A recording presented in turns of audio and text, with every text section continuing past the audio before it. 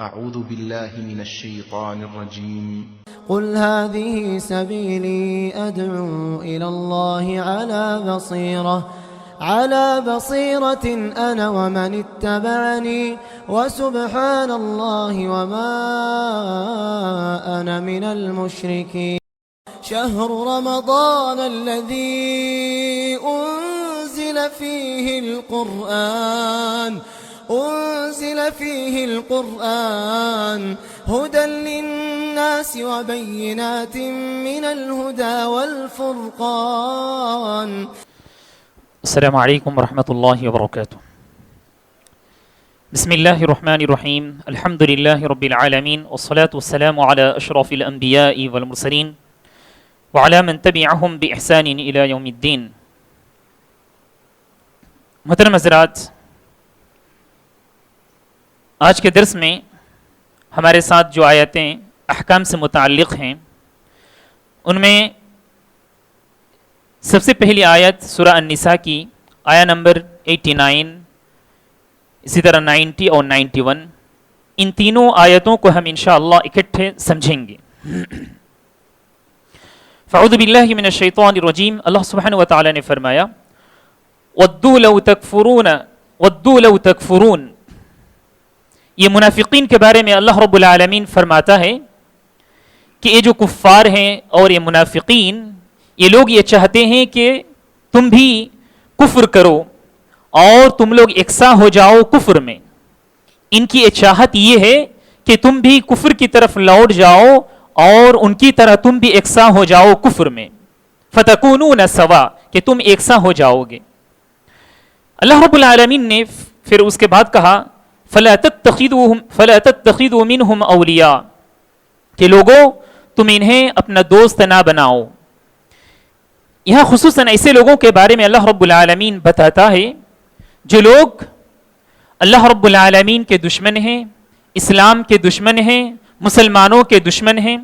ایسے لوگوں سے کیسے بھلا ایک مسلمان، ایک مومن جو اللہ کا دشمن ہو، اس سے کس طرح سے ایک مسلمان اپنی دوستی قائم کر سکتا ہے؟ تو اللہ رب العالمین نے سب سے پہلے کہا ان کی تو چاہت یہ ہے کہ تم بھی ان کی طرح ہو جاؤ، چنانچہ ایسے لوگوں کے ساتھ تم دوستی نہ کرو. اس کے بعد اللہ تعالیٰ نے 3 قسم کے لوگوں کے بارے میں فرمایا، یعنی منافقین کی 3 قسم کے لوگ ہیں، اور ایسے لوگوں کے ساتھ ہمیں کیسا تعامل کرنا ہے، ایسے لوگوں کے ساتھ ہمارا کیسا برتاؤ ہونا چاہیے. اللہ تعالیٰ نے فرمایا، سب سے پہلے اللہ تعالیٰ نے یہ فرمایا کہ ان کی پہلی قسم یہ ہے کہ وہ لوگ جن کے ساتھ تمہارا عہد و پیمان ہے، جن کے ساتھ تمہارے عہد و پیمان ہے، ایسے لوگوں کے ساتھ اگر یہ منافقین بس رہے ہیں، مل جل کر رہ رہے ہیں، تو ایسے جو منافقین ہیں، ایسے کفار ہیں، ان کے اوپر تم ہاتھ نہ لگانا. ان کی جان مال سب کچھ محفوظ ہے. یہ پہلی قسم تھی. اس کے بعد دوسری قسم یہ ہے کہ کچھ منافقین میں سے، کچھ کفار میں سے ایسے لوگ تھے، پیارے نبی صلی اللہ علیہ وسلم کے زمانے کے بارے میں کہا جا رہا ہے کہ یہ لوگ مسلمانوں کے پاس آتے تھے، مسلمانوں کے پاس آ کر کہتے تھے کہ ہم آپ لوگوں سے لڑنا نہیں چاہتے ہیں اور نہ ہی ہم آپ کے ہو کر ان سے لڑنا چاہتے ہیں، یعنی کہ درمیانی رویہ اختیار کرتے تھے. تو ایسے لوگ بھی محفوظ ہیں، ان کی جان، ان کا مال محفوظ ہے. یہ دوسری قسم تھی. تیسری قسم کے بارے میں اللہ تعالیٰ نے اس کے اندر فرمایا کہ ایسے لوگ ہیں جو مسلمانوں کے پاس آ کے اپنی ہمدردی کا اظہار کیا کرتے ہیں، اور جب یہ کفار کے پاس جاتے ہیں وہ لوگ پھر یہ ظاہر کرتے ہیں کہ ان کے ساتھ ہیں، اور یہ لوگ سب سے زیادہ خطرناک ہیں. تو اللہ رب العالمین نے ایسے لوگوں سے آگاہ کیا کہ ایسے لوگوں سے متنبہ رہنا چاہیے، کیونکہ یہ ایسے لوگ ہیں جب بھی کچھ موقع ملے تمہارے اوپر حملہ کر دیں گے، تمہارے اوپر اٹیک کر دیں گے. تو علماء اکرام نے فرمایا، مفسرین نے فرمایا، پیارے نبی صلی اللہ علیہ وسلم کے زمانے میں یہ جو 3 قسم کے لوگ تھے منافقین اور کفار میں سے، یہ ہر زمانے میں پائے جائیں گے. ایسے لوگ ہر زمانے میں پائے جائیں گے، لیکن اللہ تعالیٰ نے اس کے اندر فرمایا کہ وَاقْتُلُوهُمْ حَيْثُ وَجَدْتُمُوهُمْ. یہ جو تیسری قسم کے لوگ ہیں، جب حرب اور جنگ کا وقت تھا تو کہا جہاں کہیں بھی تم پاؤ ان کو مارو، یعنی جنگ کا ماحول تھا چاہے وہ حرم میں ہی کیوں نہ ہو، ایسے لوگوں کے ساتھ قتال کرنا جائز تھا۔ تو ہمیں معلوم ہوا کہ منافقین اور کفار کی یہ جو 3 قسمیں ہیں ہر زمانے میں پائے جاتے ہیں، اور ایسے لوگوں کے ساتھ ایسا ہی تعامل کرنا چاہیے جیسا کہ اللہ رب العالمین نے اس آیت کے اندر فرمایا ہے۔ اسی طرح حضرات، سب کفار یکساں نہیں ہیں، بلکہ کفار کی جان و مال بھی محفوظ ہیں۔ جو لوگ بدنام کرتے ہیں اسلام کو کہ یہ لوگ غیر مسلموں کو مارنے کاٹنے پر جو ہے درس دیتے ہیں، تعلیم دیتے ہیں، نعوذ باللہ، کبھی نہیں۔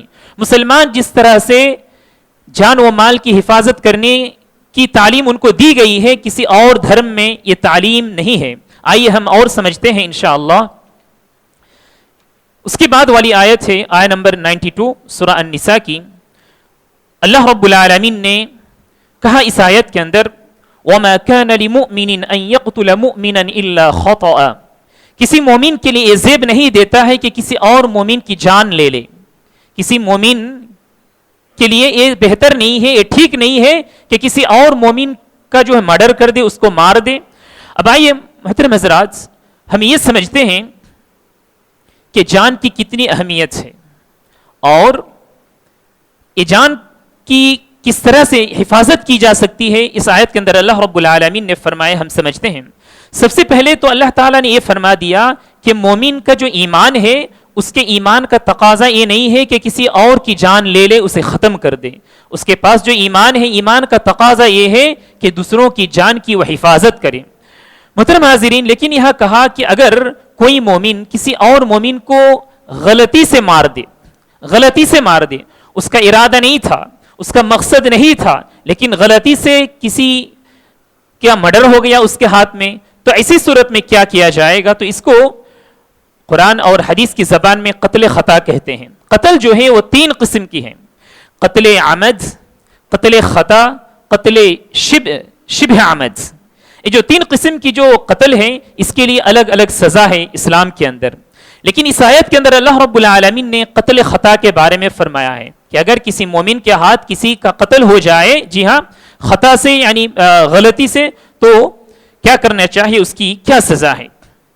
قبل اس کے کہ میں آپ کو اس سزا کے بارے میں بتاؤں، اس سے پہلے ہم یہ سمجھتے ہیں کہ کسی کی جان جو ہے، کسی کی جان لینا یہ درست نہیں ہے۔ تمام لوگوں کی جان محفوظ ہیں۔ علماء اکرام نے لوگوں کی جان کی حفاظت کے سلسلے میں لوگوں کو 4 قسموں میں تقسیم کیا ہے۔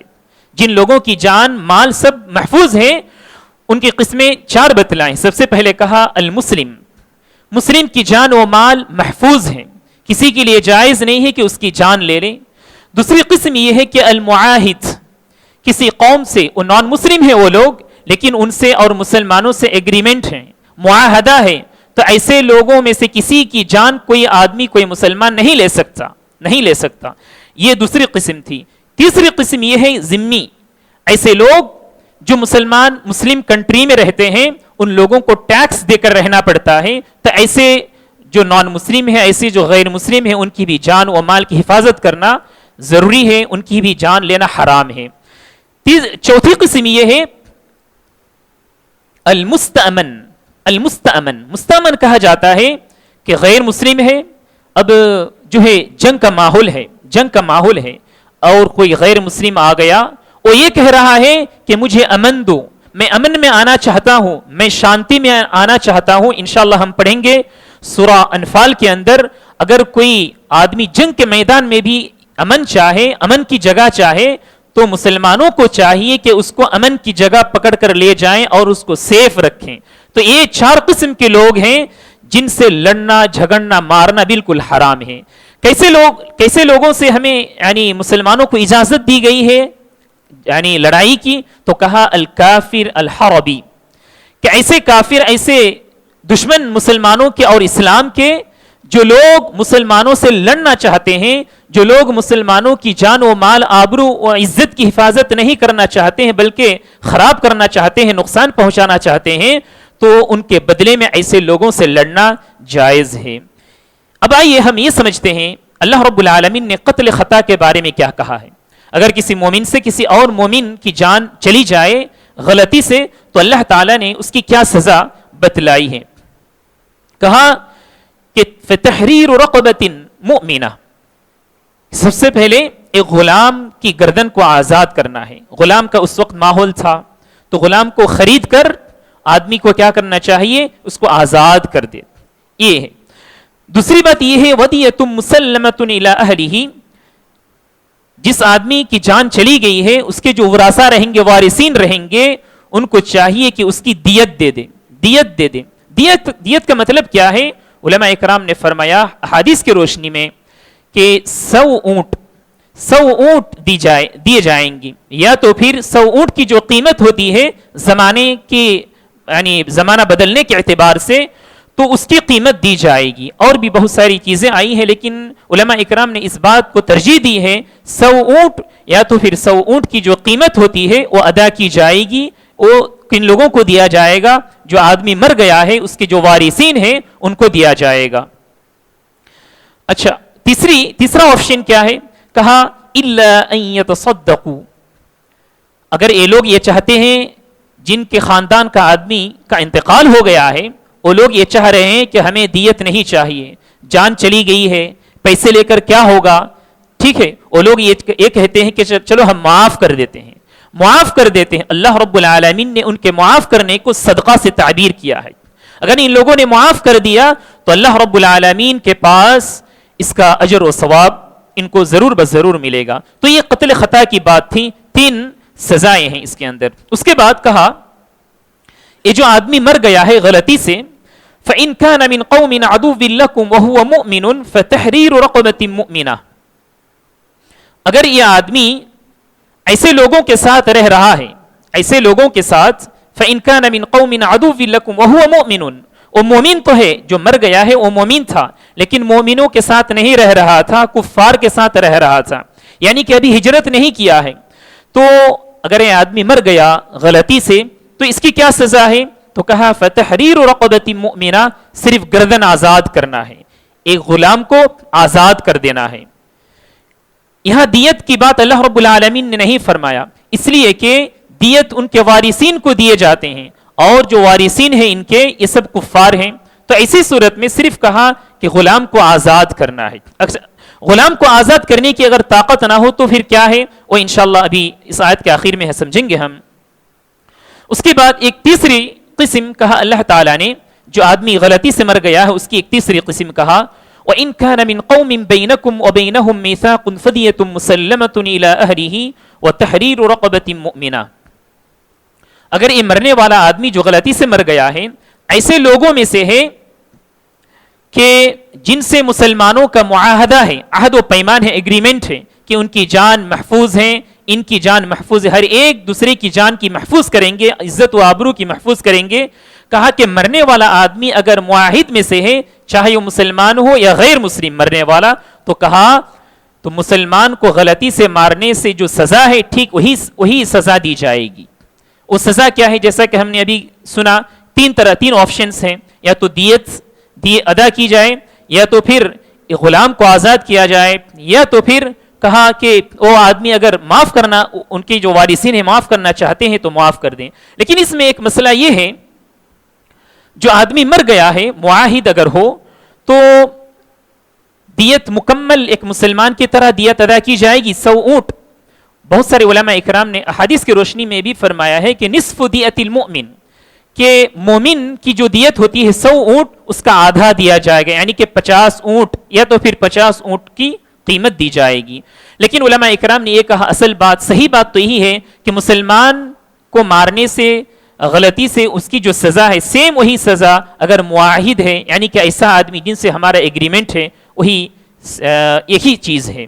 اس کے بعد آئیے حضرات، اگر کوئی آدمی یہ جو گردن آزاد کرنے کی بات ہوئی، اگر گردن آزاد نہیں کر پاتا ہے، غلام نہیں مل رہا ہے اس کو، یا تو پھر اتنی زیادہ قیمت اس کے پاس نہیں ہے، تو ایسے آدمی کیا کرے گا؟ تو کہا اس آدمی کو چاہیے کہ مسلسل 2 مہینے روزہ رکھے گا، مسلسل 2 مہینے وہ روزہ رکھے گا. فَصِيَامُ الشَّهْرَيْنِ مُتَتَابِعَيْن، مسلسل 2 مہینے اس کو روزہ رکھنا ہے. اگر کہا کہ بیچ میں اگر گیپ اگر اس نے کر دیا، پھر سے اس کا جو ہے اس کا حساب پھر سے شروع ہو جائے گا. لیکن ہاں اگر کوئی آدمی معذور ہو، مثال کے طور پر بیمار تھا، وہ کنٹینیو نہیں کر سکا، تو ایسا آدمی بعد میں اس کو کنٹینیو کر سکتا ہے۔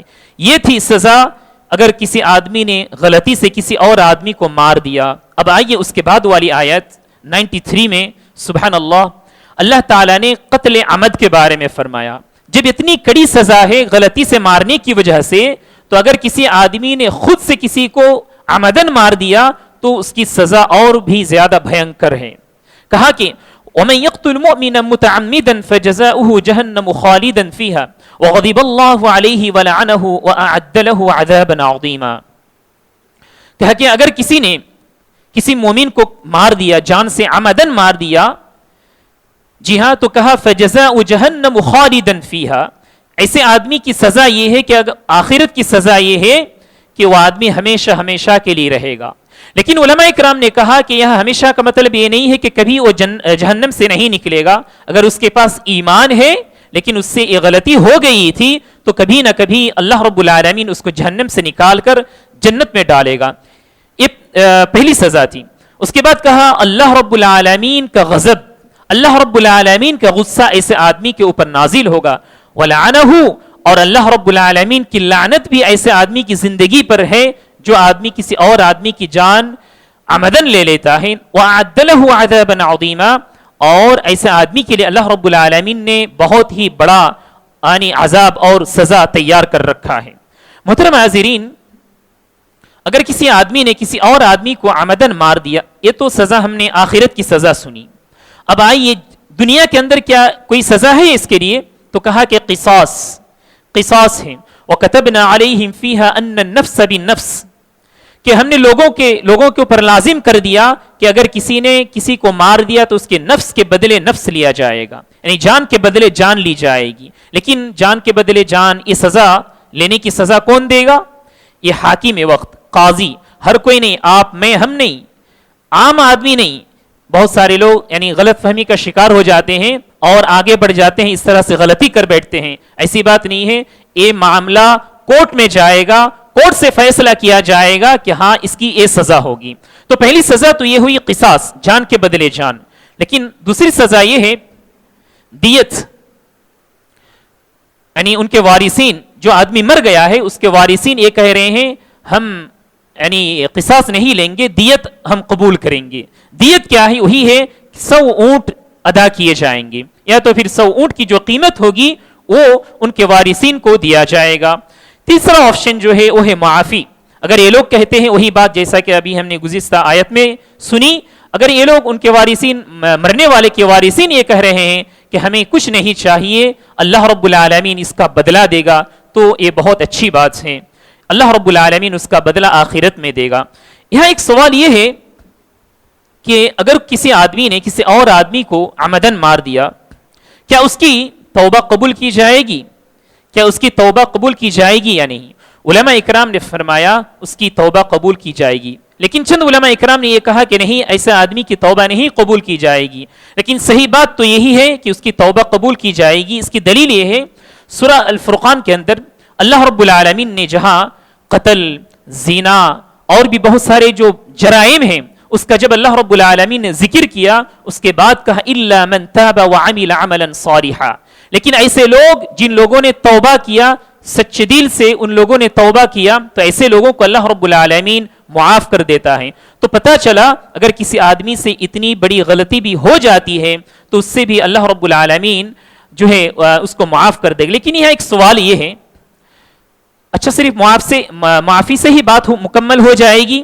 اب ایک آدمی کی جان جا رہی ہے اور اللہ رب العالمین اس کو معاف کر دے رہا ہے، یہ انصاف کہاں سے ہے؟ یہ کہاں کا انصاف ہے؟ علماء اکرام نے کہا کہ اللہ رب العالمین آخرت میں ایسے آدمی کو جس کو یعنی کسی آدمی نے مار دیا ہے، اللہ رب العالمین اس کو اتنا زیادہ اجر دے گا، اللہ رب العالمین اس کو اتنا زیادہ انعام دے گا کہ اس سے ہی وہ خوش ہو جائے گا، اس سے ہی وہ خوش ہو جائے گا۔ اللہ رب العالمین اس طرح سے انصاف قائم کرے گا آخرت میں۔ اس کے بعد آئیے آیہ نمبر 94 ہے، اللہ رب العالمین نے فرمایا یا ایھا الذین آمنوا اذا ضربتم فی سبیل اللہ فتبینوا ولا تقولوا لمن القى الیکم السلام لست مؤمنا تبتغون عرض الحیات الدنیا فعند اللہ مغانم کثیرہ. اس آیت کے اندر اللہ رب العالمین نے ابھی جان کی حفاظت کے بارے ہی میں کہا ہے ایک مسئلہ.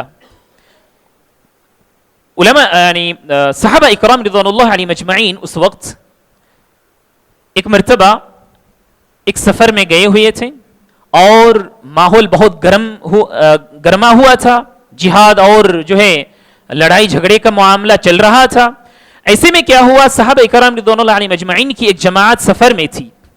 ایک آدمی بکری چرا رہا تھا، ایک چرواہا تھا جو بکریاں چرا رہا تھا. جب مسلمانوں کا گزر ہوا اس کے پاس سے، اس آدمی نے سلام دیا یا کہا کہ میں مسلمان ہوں. چند صحابہ نے یہ سمجھا کہ یہ آدمی ڈر سے اور دھوکہ دے کر اپنی جان کو بچانے اور اپنے مال کو بچانے کے لیے ایسا کر رہا ہے، تو آگے بڑھ کر اس آدمی کو قتل کر دیا، مار دیا. صحابہ کرام رضوان اللہ علیہ مجمعین جب واپس آئے اور اس معاملے کو پیارے نبی صلی اللہ علیہ وسلم کے پاس رکھے، آپ صلی اللہ علیہ وسلم بہت غصے میں آئے. آپ صلی اللہ علیہ وسلم نے اپنے غصے کا اظہار کیا اور کہا کہ اس آدمی نے تو کلمہ کہا تھا، اس کلمے کا کیا ہوگا، کل قیامت کے روز تم کیا جواب دو گے. تو اس سے پتہ چلا کہ ہمیں تحقیق کرنا چاہیے. آدمی اوپر سے کہہ رہا ہے، ہمیں مان لینا چاہیے، دل کی بات اللہ رب العالمین ہی جانتا ہے. اس کے بعد کہا اللہ تعالیٰ نے تاکید کی اللہ تعالیٰ نے فتبینوا، لوگوں تم اس کی جانچ کر لو، اس کی جانچ اور پڑتال کر لو، اس کے بعد تم یعنی قدم اٹھاؤ. پھر اللہ تعالیٰ نے کہا وَلَا تَقُولُوا لِمَنْ أَلْقَى إِلَيْكُمُ السَّلَامَ لَسْتَ مُؤْمِنًا، تمہیں کوئی حق نہیں ہے اگر کوئی آدمی سلام دے رہا ہے اور یہ کہہ رہا ہے کہ میں مسلمان ہوں، تمہیں یہ حق نہیں ہے کہ تم کہو کہ تم مسلمان نہیں ہو، یہ تمہیں کوئی اجازت نہیں ہے. پھر کہا اللہ تعالیٰ نے کیا تم چاہتے ہو کہ بس کچھ مال تمہیں مل جائے؟ یعنی اس آدمی کے پاس بکریاں تھیں، انہوں نے سوچا تھا کہ یہ بھی ہمیں مل جائے، تو کہا کہ تم چاہتے ہو کہ تمہیں کچھ مال مل جائے؟ اللہ رب العالمین کے پاس جو مال ہے، اللہ رب العالمین کے پاس جو انعام ہے، اس سے کئی گنا زیادہ بڑھ کر بہترین انداز سے اللہ رب العالمین اس کو دیں گے. تبتغون عرض الحیات الدنیا فعند اللہ مغانم کثیرہ. اس کے بعد آخری بات اللہ رب العالمین نے اس آیت کے اندر کہی ہے، وہ بہت ہی اہم بات ہے. کہا اللہ تعالیٰ نے صحابہ کو اپنے احسان یاد دلاتے ہوئے، کہا اللہ تعالیٰ نے كذلك كنتم من قبل فمن الله عليكم، كذلك كنتم من قبل فمن الله عليكم. ارے آج تم مسلمان ہو، آج تمہارا بھی تو حال ویسا ہی تھا. جیسا کہ تم نے سمجھا کہ وہ تو غیر مسلم ہے، تم کیا سمجھتے ہو آج اللہ رب العالمین نے تمہیں اسلام کی جو توفیق دی ہے، اسلام کی جو نعمت تمہیں اللہ تعالیٰ نے بخشی ہے، یہ نعمت تمہارے پاس تو اس سے پہلے نہیں تھی، تو تمہارا بھی حال ویسا ہی تھا جیسا کہ اس آدمی کا حال تھا. تو تمہیں چاہیے کہ تم جانچ پڑتال کر لو. علماء اکرام نے اس بات کو لے کر بہت ہی اچھی بات بتلائی ہے. كذلك كنتم من قبل فمن الله عليكم. کہا کہ جب آدمی پرہیزگار ہو جاتا ہے، اچھا ہو جاتا ہے، داڑیاں ہے الحمدللہ، ٹوپی لگاتا ہے، وضاقتہ بہترین ہے، متقی ہے، پرہیزگار ہے، تو ایسا آدمی کبھی کبھار یہ سوچنے لگتا ہے کہ میرے سامنے جو آدمی ہے اس کے چہرے میں داڑھی نہیں ہے، میری طرح سے وہ پرہیزگار نہیں ہے، اس آدمی کو چھوٹی نظر سے دیکھتا ہے، اس آدمی کو چھوٹی نظر سے دیکھتا ہے. وہی بات یہاں بھی ہے کہ اللہ تعالیٰ نے آج تمہیں ان تمام چیزوں کی توفیق دی ہے اور اس سے پہلے تمہارا بھی یہی حال تھا. تو لوگوں کو چاہیے کہ کبھی اپنی عبادت، پرہیزگاری اور ریاضت کی وجہ سے فخر اور تکبر میں نہ آ جائے. آدمی کو ہمیشہ اپنی ماضی کو یاد کرنا چاہیے، اور اگر اللہ رب العالمین نے کسی نعمت اس کو بخشی ہے تو اللہ رب العالمین سے اس کا شکر ادا کرنا چاہیے. یہ کچھ باتیں تھیں ان آیتوں کے حوالے سے. انشاءاللہ اور بھی باتیں ہیں اور بھی آیتیں ہیں احکام سے متعلق، ہم ہر دن تھوڑا تھوڑا سمجھیں گے، پڑھیں گے. اللہ رب العالمین سے دعا ہے کہ اللہ تعالی ہم تمام کو اس کی تعلیمات کے مطابق زندگی گزر بسر کرنے کی توفیق عنایت کریں. آمین. وجزاکم اللہ خیرا. السلام علیکم ورحمۃ اللہ وبرکاتہ. سبحانک اللہم بحمدک، اشہد ان لا الہ الا انت، استغفرک واتوب الیک.